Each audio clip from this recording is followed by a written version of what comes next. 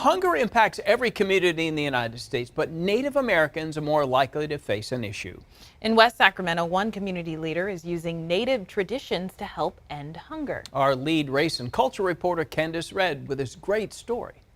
Reconnecting our youth with the Earth Mother. As a Native American, Alfred Melbourne is pushing the food sovereignty movement. Growing food in a traditional and culturally appropriate way that's regenerative and sustainable. Growing with Mother Nature and not against it. Melbourne founded Three Sisters Gardens in 2018 to teach at-risk youth how to grow, harvest, and distribute organic vegetables. The goal? End hunger. Three Sisters Gardens, located right here in West Sacramento, from the railroad tracks to the river, is designated a food desert. Our goal is to give away from 40 up to 60% of our food here locally. Definitely trying to work with the Native and Indigenous communities. Nationally, 1 in 5 Native Americans face hunger. That's more than 3 times the rate of white people. We're not just trying to give food away, we're also trying to teach folks how to grow their own food so that they can do for themselves. When you're talking about food sovereignty, I would say that this is specifically tied to, for example, gardening. As a Native American educator, Dr. Rose Souza War Soldier says food sovereignty is also about culture restoration for Indigenous people. The idea of food sovereignty,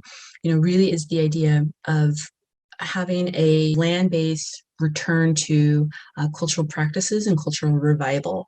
And so this is deeply tied to land, which means that it's deeply tied to culture. All we have to do is remember what's innate and in our DNA. And so we have to use our voice to continue to advocate for other Native and Indigenous people so that we can get back to doing for ourselves as we did in the past.